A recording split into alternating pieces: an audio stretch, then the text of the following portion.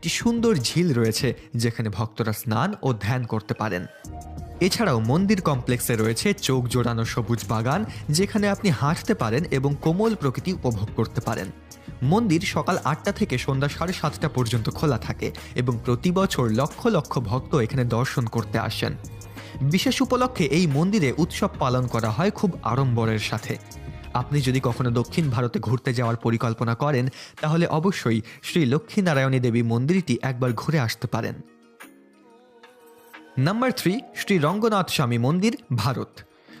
শ্রী রঙ্গনাথ স্বামী মন্দির তামিলনাড়ুর তিরুচিরাপল্লীতে অবস্থিত শ্রী রঙ্গনাথকে নিবেদিত এক বিশাল এবং মহৎ হিন্দু মন্দির।